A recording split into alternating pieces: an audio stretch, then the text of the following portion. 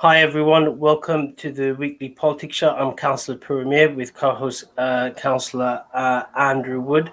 So in this show, breaking news, we're going to talk about the decant stroke eviction of social housing tenants by Clarion Housing from Clare House on Old Ford Road, about over 120 families.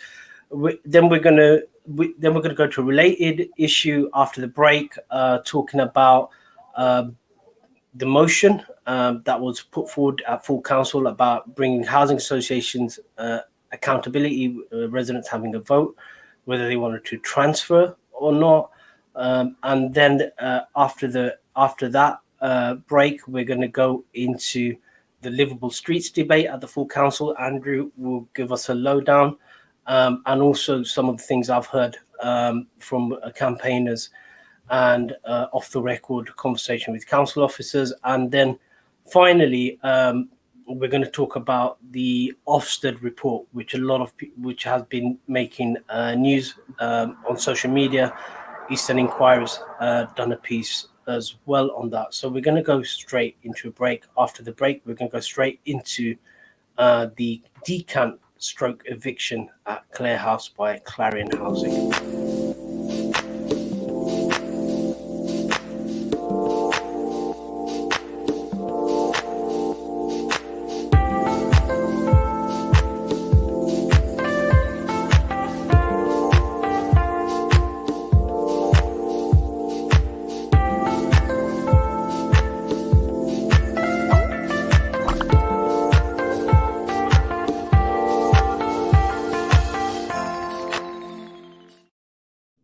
Hi everyone, welcome back to the weekly politics show. I'm Councillor Puru with co-host Councillor Andrew Wood. So in this section, we're going to talk about the decant stroke eviction. That's what some residents feel what's happening in Clare House. Andrew, you've been following it on social media, and you're one of the residents said you're one of the first councillors on Twitter to sort of like react to the news. And both of us have been talking about it. And you've been following Peter Apps, the journalist on Inside Housing, who Clarion seem to be talking to, but they don't seem to be talking to the residents. So what's the latest from Peter Apps, Inside Housing, in terms of what's out there? And I'll give feedback to a meeting that I've been at Clarion House as well with the residents. Yeah. So the first I knew about it was a kind of Wednesday evening, actually, during the full council meeting, or just before it started. And it was an article in Inside Housing. And what the latest is, what they're saying is that the building has a non-compliant cladding system, as well as a dangerous structure, which dates back to how it was originally built. And apparently Clarion got this safety report on the 17th of September. And then basically, discussed it internally for 10 days. So they're sort of saying, I think it came out on Tuesday, but it was only spotted by us on Wednesday. And residents basically were told they have to move out by Monday in like 3 days' time. So that's not a lot of time. So I know residents on social media have been asking for more time for a copy of the safety report, because, Clarion have actually been investing money into this building for fire safety. So they put sprinklers in. There's a waking watch. There is work underway now. So what residents don't understand is how they can go so quickly, to a situation where basically they're told that they have to leave and will never be able to return. And it raises huge questions about, what about your furniture? Will you be able to go back and get that later? Where will you be moved to? If you've got children at school, will they still be able to go to school? It just raises, imagine if you were told you have to move out of your house within 6 days. And then some other things were seen on Twitter as well. Apparently they were given one roll of duct tape, some boxes by Clarion to help them pack up their stuff. Three boxes. 3 boxes, yeah, and some plastic tape and one roll of duct tape, and that's all the help they got. Again, imagine you're at home and just thinking about how would you pack up all of your stuff, in 6 days with that amount of help. So that's the kind of the news. So yeah, if you want more detail, insidehousing.co.uk, and a journalist called Pete Apps, APPS, on Twitter is definitely the best source of information about what's happening with the building. I've been invited to a residents meeting, so I just went at the beginning just to say hello and just talk to people before they start the meeting, and then I said I'll leave as soon as they start. But it was interesting just having the conversations, just the lack of engagement by Clarion Housing, misinformation, not clear information. I don't think they're equipped. You got residents with specific needs, vulnerable residents, elderly residents. You got residents who are private tenants as well, so they're left in whole sort of uncertainty. They weren't even written to. Their landlords were written to, but they weren't written to. So they found out about from the. So there's this whole issues. Interpreters needed. There was an issue yesterday when people were given houses and then the offers were withdrawn and people got really upset. Clarion had to call in the police. It's just really heavy-handed. And there's issues about, for example, insurance. So contents insurance. One of the clauses in content insurance is that you can't decant your property if you leave more than 2 weeks in that you're uninsured. Yeah. So residents have to leave their stuff, but it's not, their insurance is not valid. If things get damaged, no one's gonna. So there's whole sort of uncertainty around it. And one of the key demands I heard from the residents was, why hasn't Tower Hamlets Council stepped in? And it just baffled me because the local authority has powers under the Civil Contingencies Act 2004. So just to give an example, an area gets flooded, people have to be taken out of their houses. The local authority steps in to under the Civil Contingencies Act to multi-agency approach. So they bring all the agencies that are involved around something called Gold Command. That's like the highest level, and basically deal with the emergency. So you need a multi-agency approach to it. Here you just got Clarion there, who are just a housing provider. There's issues about schooling, issues about people's who've got adult social care. You got people who are vulnerable as well. One resident talked about he had a panic attack. He just went out to get milk and bread and came home and found a letter saying he's homeless, literally. And he just literally had a panic attack. And he was so distraught that he basically left a voicemail to a local MP, Rushnara, because he just didn't know where to go. And to her credit, she was there, I believe, today, just knocking on doors and speaking to residents. But it's just, for me, it's baffling why, for example, Tower Hamlets hasn't stepped in under those powers to have a multi-agency approach. It's not just it's a really big, massive block. You're looking at 120 families. So just to give an idea, it is a lot of families. So for me, baffling is, why hasn't Tower Hamlets Council stepped in? If an area was flooded, if a street was flooded, they would have stepped in. If there was a fire, they would have stepped in as well.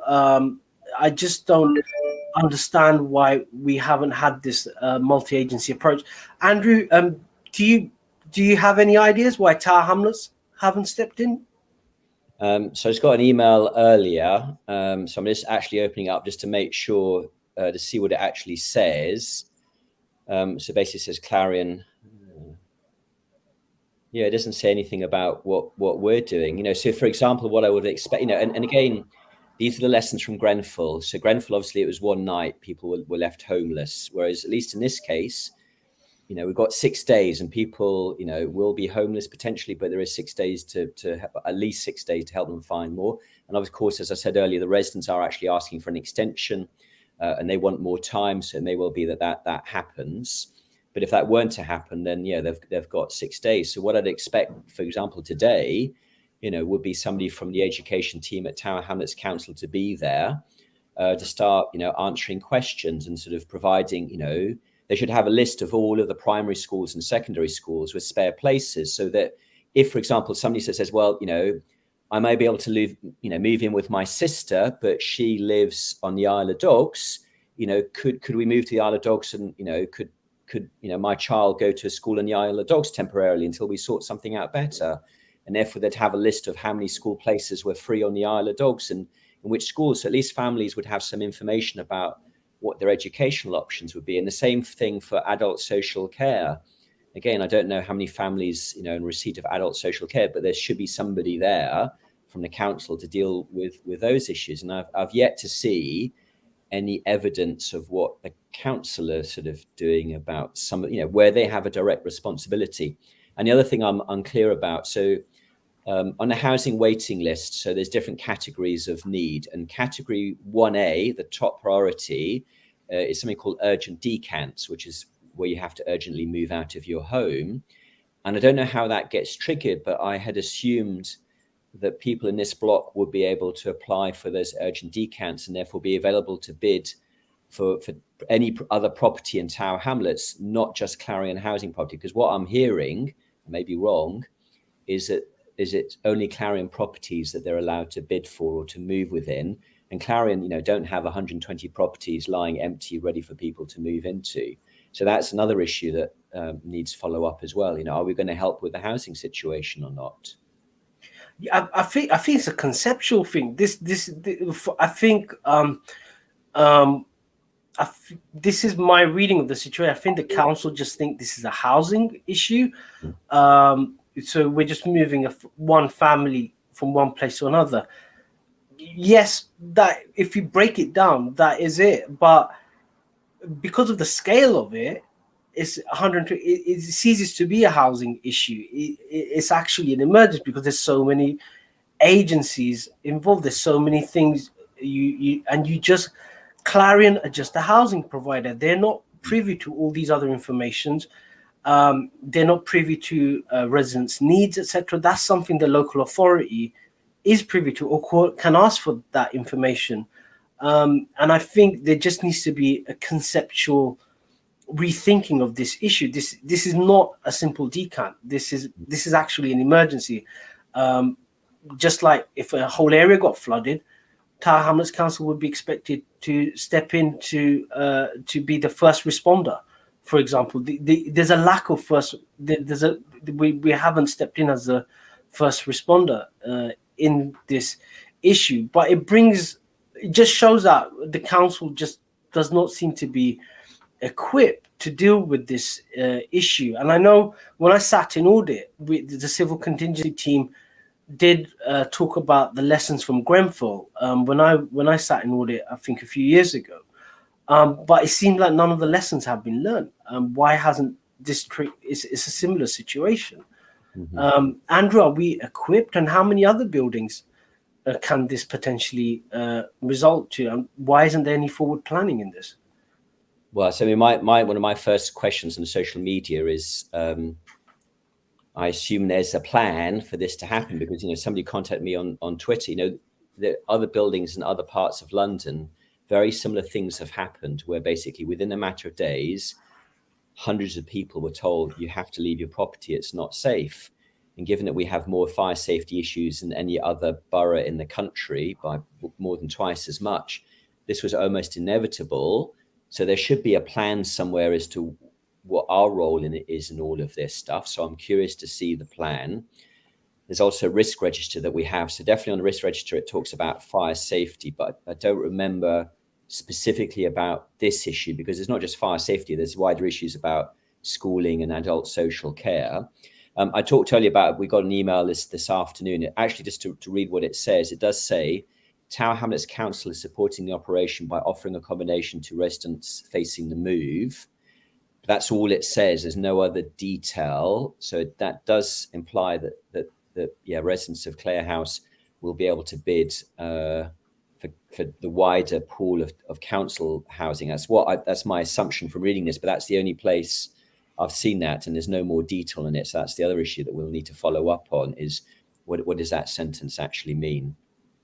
Or is it just helping with temporary accommodation? I think there needs to be clarity. There seems to be a lack of plan because there was no one from that team there. I know there's specific council officers who deal with emergencies. But it does moving the question away from Tower Hamlets Council, there are questions about Clarion as well in regards to their behaviour. So we're going to go into a break. After the break, we're going to discuss Clarion's behaviour, but also a motion that was put forward, and I believe the Labour group put forwarded an amendment to that.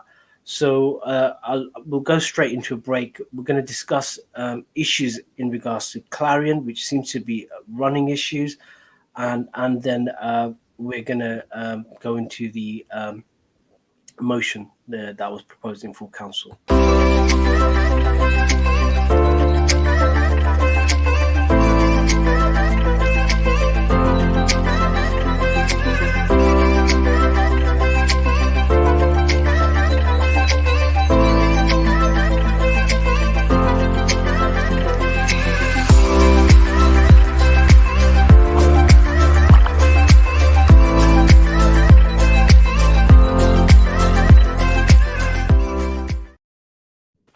Hi everyone, welcome back to the weekly politics show. I'm Councillor Puru with co-host Councillor Andrew Wood. So in this section, we're going to just following on from Clare House, some of the issues in regards to Clarion housing, and related to it, a motion that was forwarded and amended. So it was like a composite motion between all parties in the council about addressing some of these issues about lack of accountability or lack of choice when it comes to housing association.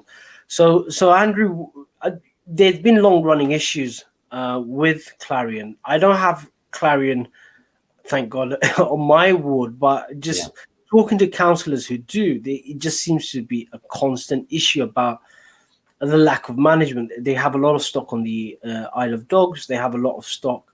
I think, don't they? Or no, well, not. So I think in London City Island, I think they may do, but there's not. Yes, so there may be some of the new stuff Clarion manage, but historically they haven't been on the Isle of Dogs. But they have a lot of stock in the Bow area, which so like as a result of old Ford housing collapse and being subsumed by one housing provider and then subsumed by another, and it just seems to be a running issue about the lack of management, poor maintenance, lack of response, and speaking to residents, they just don't have any trust in that, and they never had any choice of being transferred to Clarion. They agreed to stop transfer to Old Ford Housing, and that had financial issues. I think it moved to Circle Anglia, is that, and then from Circle Anglia it became Clarion, I think. It's similar to issues with regards to the Barkentine, where people originally stock transferred to, I think, Bethnal Green and Victoria Park Housing Association on the Barkentine, and then that got subsumed, and now, you know, they're in another sort of arrangement, and they didn't have any choices. And residents always, you know, when stock transfers were offered to residents, they were saying these are going to be local housing associations, local providers. You could knock on the door, go down the office, get response. The idea was that the council, because they're local, would have much more leverage over them. And then throughout the years, it's morphed into something else. And that the motion that you're proposing, and then the Labour group of councillors added amendments, and then everybody voted on. Seemed to wanted to address that issue. Andrew, do you want to go into the details of that? Yeah, so this was triggered by yet another merger, this time of one housing group, actually not really a merger, a takeover by Riverside Housing, who are based in Liverpool, and one housing group who have lots of stock in London and across Tower Hamlets, basically have got financial and governance issues. So I think they've been encouraged to join an organisation that's bigger, that's stronger, that has less governance issues, which is Riverside based in Liverpool. So the consultation, I think, is underway right now, asking residents what they think about it. But that's their only input. You know, they've got, you know, there's nothing they can really do except respond to the consultation. So what the motion was proposing, and this, you know, won't happen in time for this transfer, unfortunately, because this will require government action, is to try and repeat what happened in the stock transfer process, where actually people were given a vote. It's the last time they actually had any sort of active choice. So what the original motion proposed by Councillor Peter Golds and myself sort of said was that, when a merger is proposed, that residents are basically given three choices. The first choice is the proposed merger partner, in this case, Riverside. The second choice should be a local housing association, which is willing to take them, because not all of them may be willing to do that. And the third option was actually to return back to Tower Hamlets Council to, in effect, reverse the stock transfer and move back into Tower Hamlets homes. And this should be done through some kind of ballot and referendum process so that people have real choices. And then Riverside, if they wanted to win that ballot, would then make some real commitments and then tell residents, vote for us, we'll give you why. That doesn't happen right now because, yes, there will be a consultation, but in reality, it won't be decided by residents. It'll be decided by the two boards, and the regulator may have some input.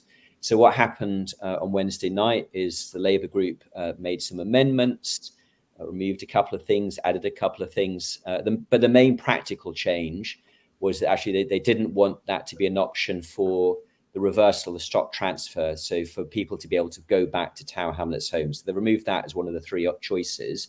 But what they did leave in, at least, was this idea of having a ballot between the merger partner proposed by the Housing Association Riverside or another local housing association.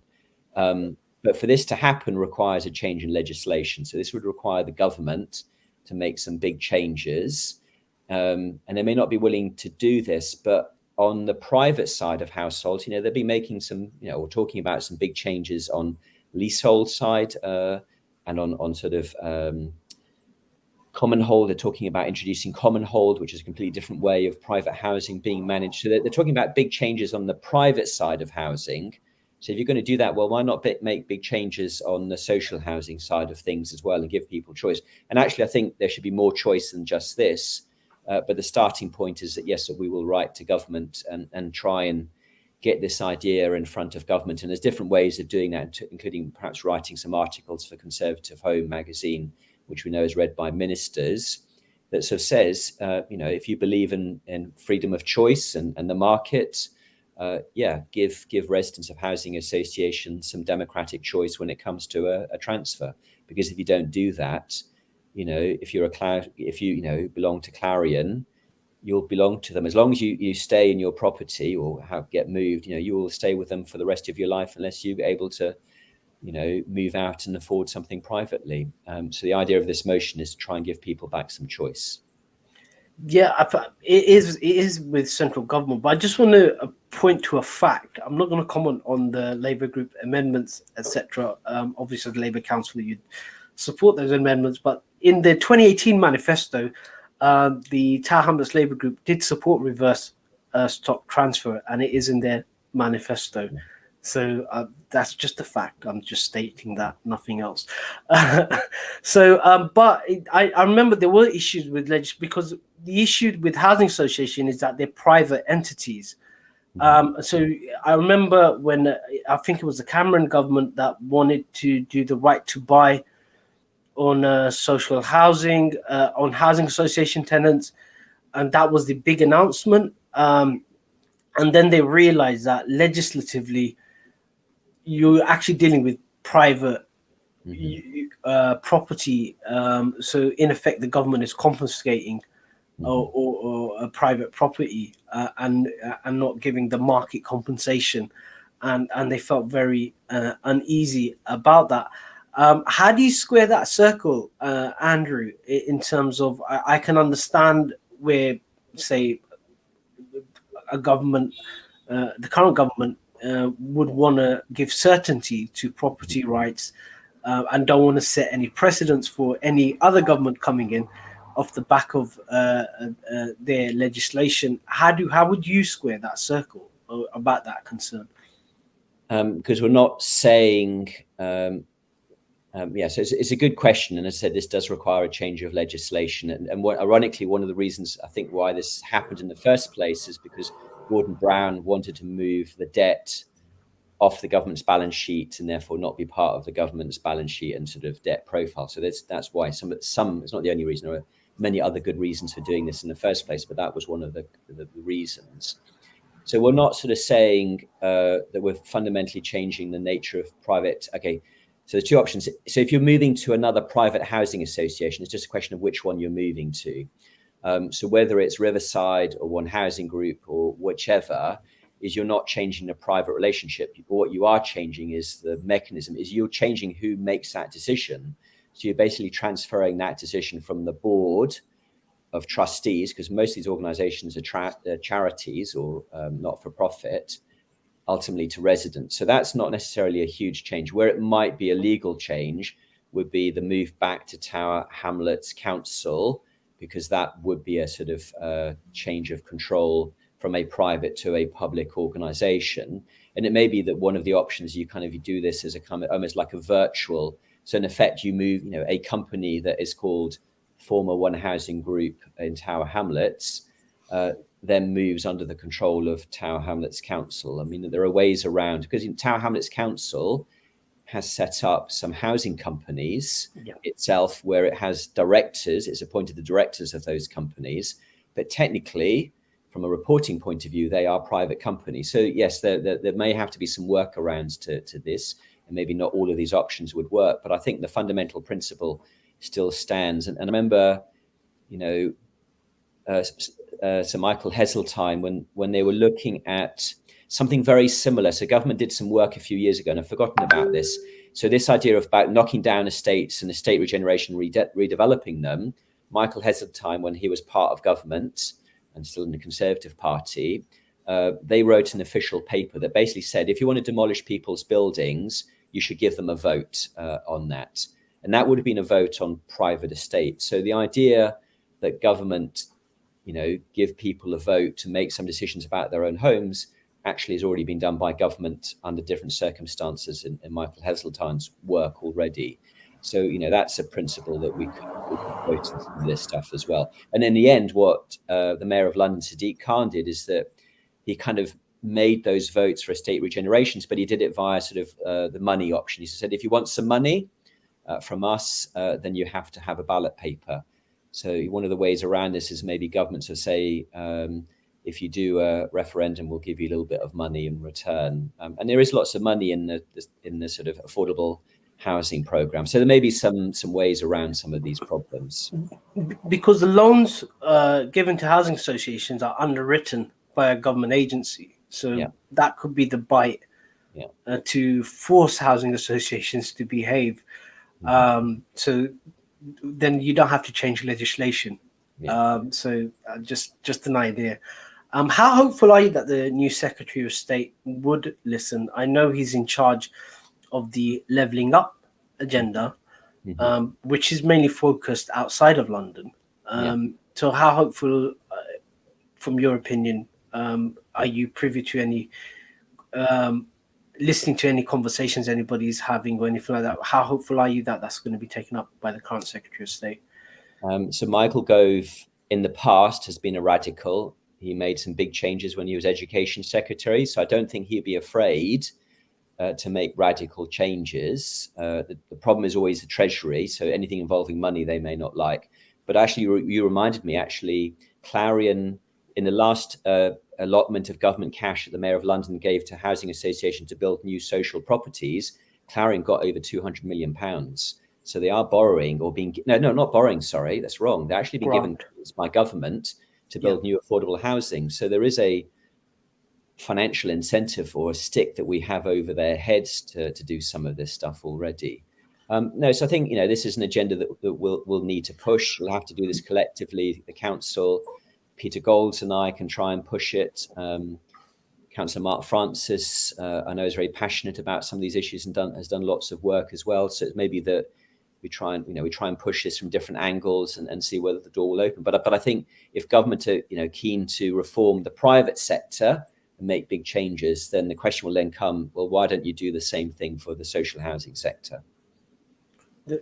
It's something to watch out. So is it going to be a joint letter that, or is it just going to be a letter written by the mayor, the result of this motion? Has there been any clarity? I'm trying to remember what we actually agreed in the motion. Yeah, it just says to call on the regulator minister to ensure these discussions. So yeah, so actually there should be a letter. It says to call, and then also to the regulator as well.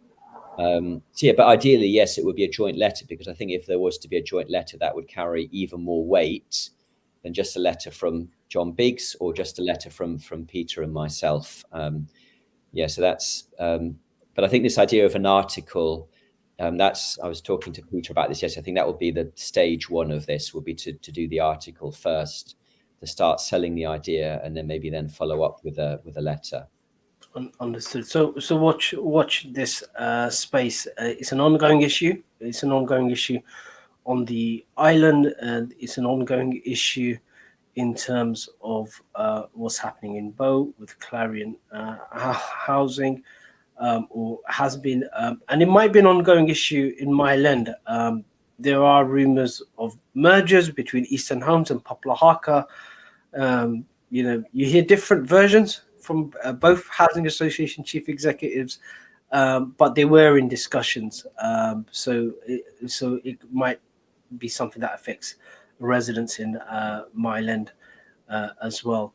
So we're gonna go into a break. After the break, we're gonna discuss the livable streets debate. So it wasn't just one motion at full council in regards to housing association. There was another one in regards to livable streets following the reset announcement, or rethink, using the pause and rethink, using the mayor's words, of livable streets. So we're going to, after the break, we're going to go into have a discussion on that.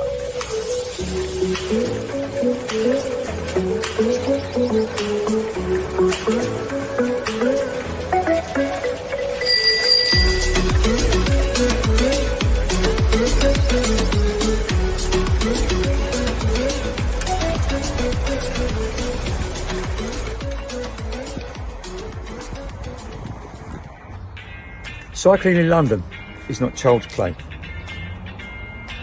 How to be a better cyclist.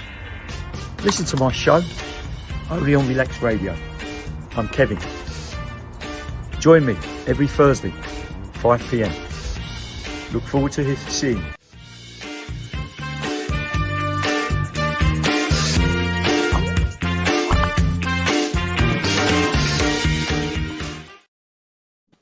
Hi everyone, welcome back to the weekly politics show. I'm Councillor Puru with co-host Councillor Andrew Wood on Relax Radio. So we're gonna, in this section, we're gonna discuss the other big debate in the council chamber, which is an ongoing debate, livable streets. And Andrew, it was your motion. You proposed it. Tell us how it went that night, and what were the views given from the mayor, because he normally responds to these the motions at the end, I think. Yeah, so the good thing is we actually had, I think, close to 30 minutes of proper debate about some of these issues, and it's all webcast. So if you were to Google Tower Hamlets webcast, you'll find a recording of this debate if you want to watch it. On the council website is also a copy of this motion. I think I put it on my Twitter as well. And it's called basically regarding livable street reset. So what we weren't suggesting in the motion is what the solution should be, but it's basically how do we decide collectively, what the way forward will be. So yes, it quoted lots of examples of problems, and it did at one point to say we should cancel the whole thing. But basically, in the end, the main recommendations is that there should be a halt to future road closures until we go through this process. What it did say is that in Weaver's Ward, those planters should be removed because there was a clear electoral mandate for change, and a new consultation should start. But elsewhere, we should reconsult people, and perhaps by copying Ealing Council, who actually ask everybody again about the existing schemes, planter by planter, for those kind of changes. And the other thing that came out on Tuesday, so before the debate, somebody on Twitter, through a freedom of information request, actually got some really critical information from London Ambulance Service about some letters that were written to local authorities last June or July, I think. And I've never seen those letters before. And the information in them, wasn't in the public domain. It wasn't in any of the cabinet reports. But what the London Ambulance Service said last year was that if there is to be a road closure, there should be a gap of at least 3.5 meters to allow ambulances through. It said that ambulances don't carry these special fire brigade keys, because I was thinking that part of the solution may be like these gates, which could be unlocked with this special key. And the London Ambulance Service to say, well, we don't carry those keys. And then the other thing I didn't know was that if you're driving an ambulance, is that your sat-nav system isn't updated live on air like your phone is. It's not like a Google Map, which is updated like every second. It's updated when when the ambulance goes in for maintenance service. And for some vehicles, that might have been 6 months ago, and some vehicles haven't had their maps updated. So this explains why last year we had pictures of ambulances getting lost, is because their sat-nav systems hadn't been updated. And I didn't, I suspected, but I didn't know any of those things last week. What was disappointing is what normally happens, and it did happen with the Housing Association motion, is there was not a Labour Party counter motion suggesting an alternative. So in the end, it was just our motion, and basically the Conservatives and the Spire group voted for it, and Labour voted against it, but not really making clear how they were going to move forward. I mean, there have been some announcements this week. So they're sort of saying, I think that Shadwell is moving forward, but they are suggesting that, I think for Wapping, that they are looking at perhaps a resident exemption, but it's not clear how and who's making those decisions. I think there's going to be an announcement soon. So even though there was a 30-minute debate, I'm still not really that much clearer how this is going to progress, and who's going to make the decision, and to what extent, you, the public, are going to be involved in this. Because the other thing I talked about, which I talked about last week, is, it's very clear there is a group of people who are very, very passionate about livable streets. They want more livable streets. They want more road closures. They want it in more areas. They want less cars. And they're a very strong and passionate group. What we are not entirely sure is how representative that group is of the wider public. And the surveys I've been doing might suggest that they are not that representative of the wider Tower Hamlets. And there are lots of people who don't respond to surveys electronically or on paper. And one of the responses on Wednesday night was, well, we delivered, this leaflet to households. And my response was, we as politicians in an election, we don't deliver one leaflet. Like in the Weavers Ward by-election, there were, leaflets coming left, right and centre into people's households.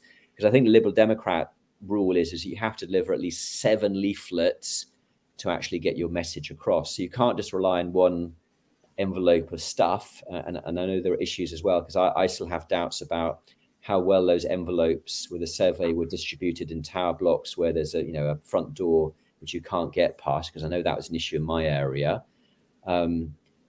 If you really want people to respond, you have to go and talk to them, or you have to deliver these leaflets 7 times before they get the message. Even then they won't respond. So I think that's the other clear lesson, and I hope that John and the council really got that message, is you can't just rely on online surveys, because they are disproportionately filled in by people who look more like me, middle class, white, Anglo-Saxon cyclist. I'm a cyclist.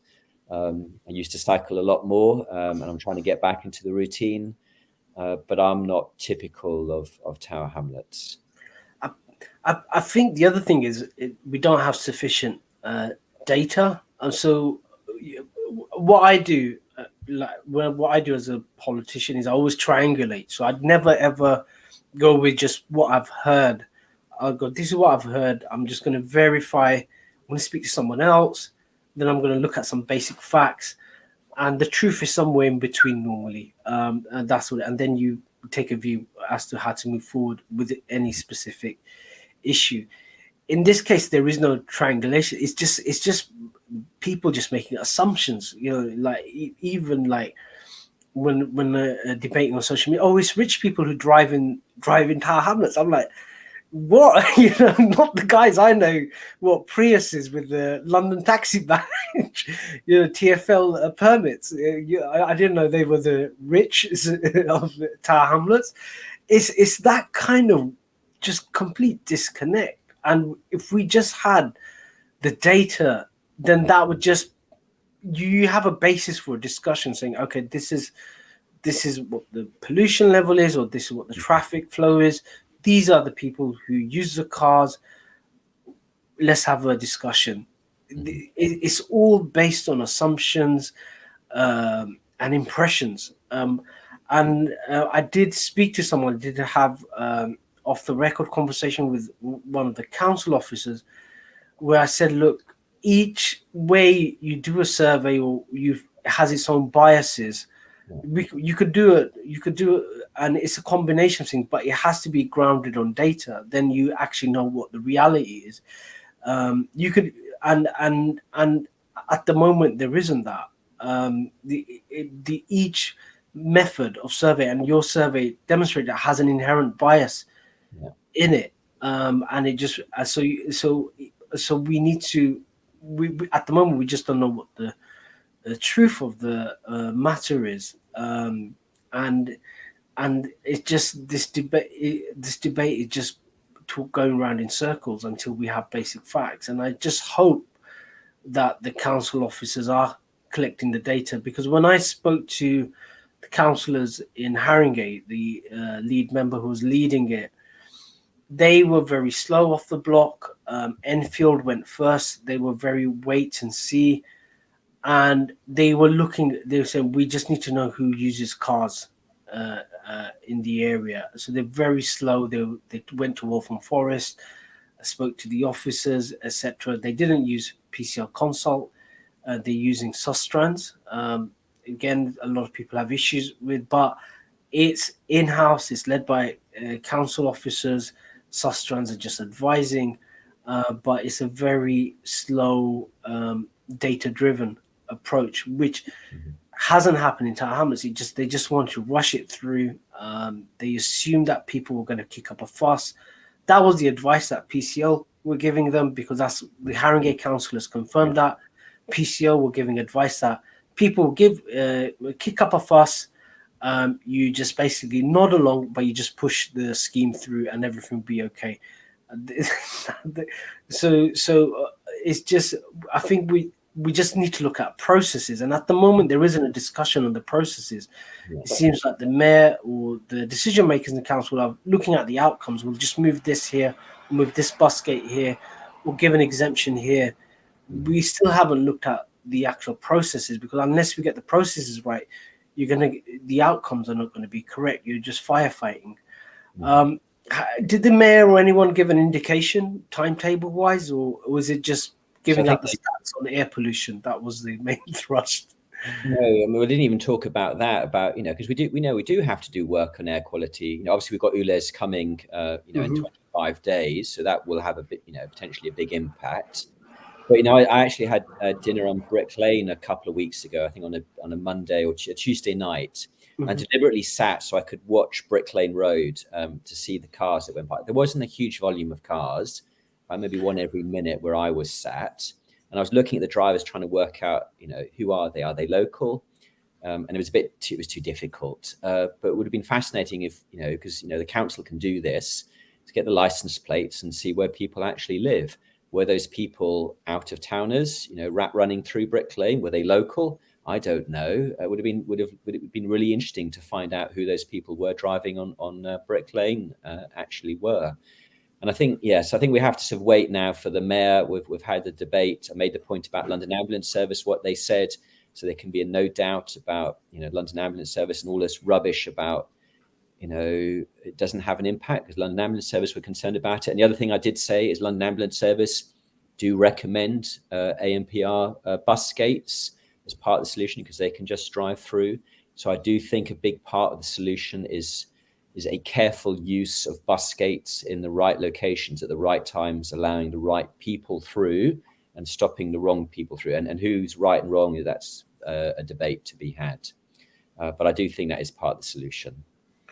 So it's something to watch. I know it's gonna be a big election issue. The electoral system has changed. It's first past the post. People don't get two dibs at the voting. So the mayor, I know the mayor and the Labour group are much more focused on getting it right, so to speak, on Liveable Street. So it's an issue that's going to rumble on. Look forward to some news probably at the end of the year or the beginning of the next year, where we can get some clarity on the issue, especially with the manifestos of the respective parties coming out, which would concentrate the minds on the issue. We're going to go into a break. After the break, we're going to discuss the breaking news. The other breaking news is the Ofsted report on the send provision in Tower Hamlets. It was quite critical in certain aspects. And it has caused a stir. I know the Eastern Inquirer today released a piece accusing of sort of like dishonesty on behalf of Tower Hamlets Council on the issue. But we're going to go straight into the break. After the break, we're going to discuss the Ofsted report on the provision of, I believe, send provision in Tower Hamlets. So I'm just going to go into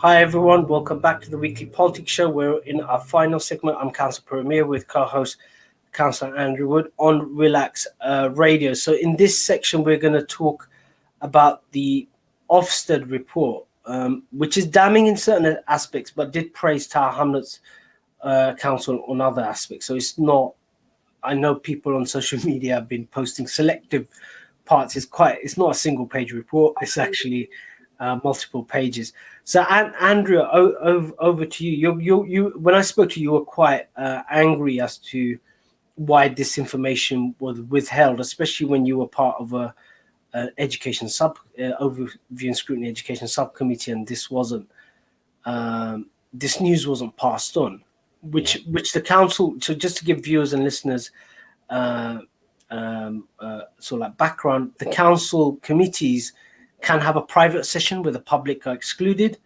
where confidential information could be discussed. They're called the pink papers.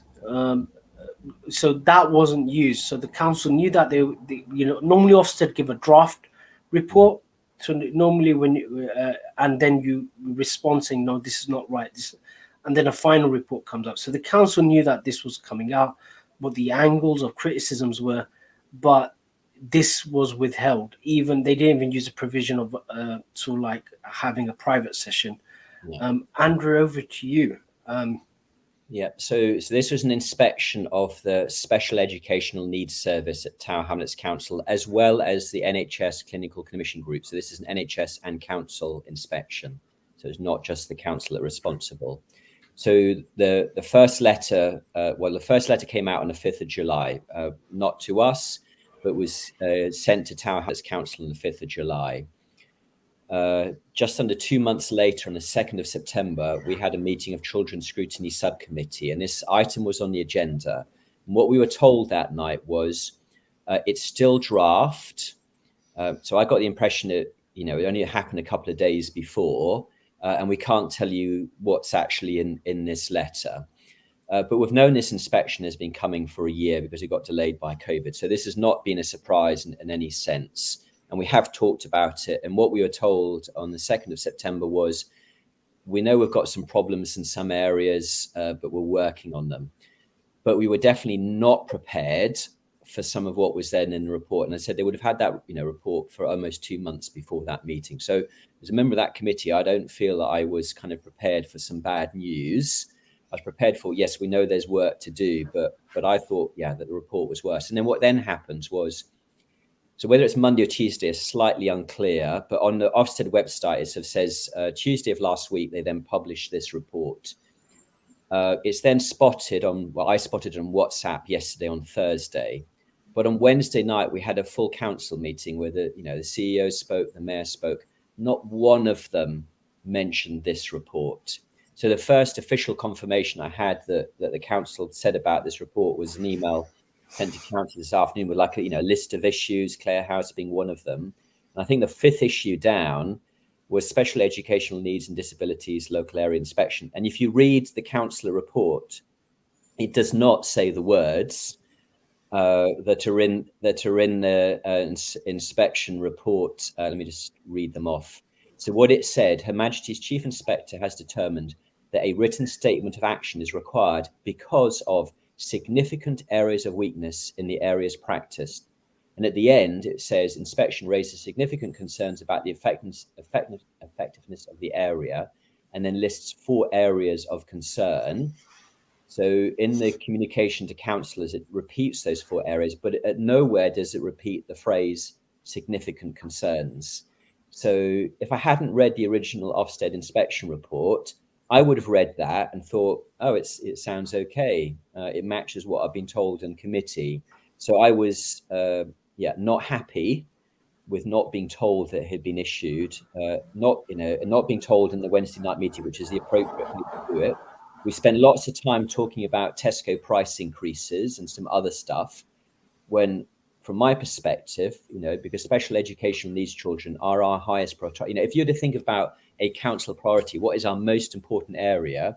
I think a lot of people would put children with special educational needs at the top, but we didn't talk about them on Wednesday night. And then to spot this on WhatsApp, and then to read the report with, highlighting these concerns.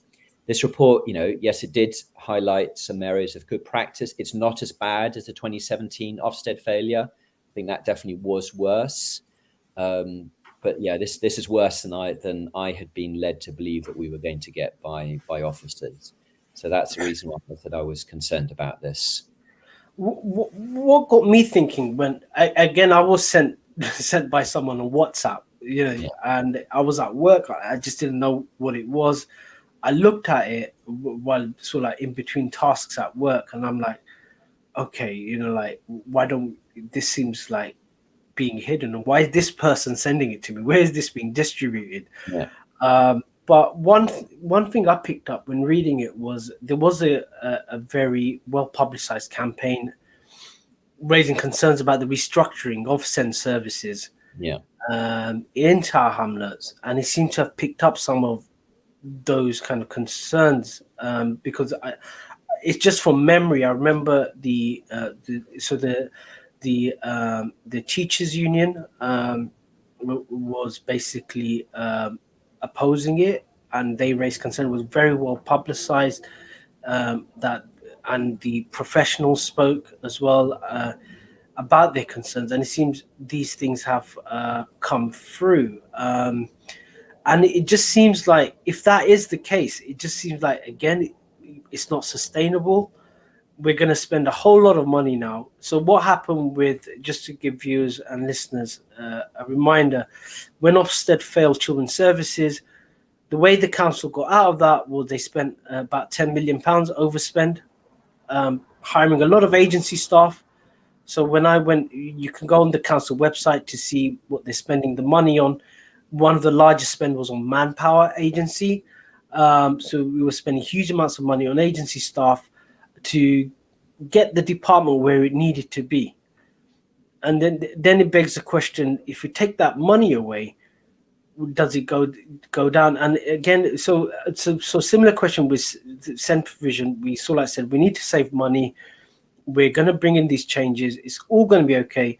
Then Ofsted come along, raise concerns. We're going to spend even more money now than what it seems like to get it correct. Then these changes have been thought through.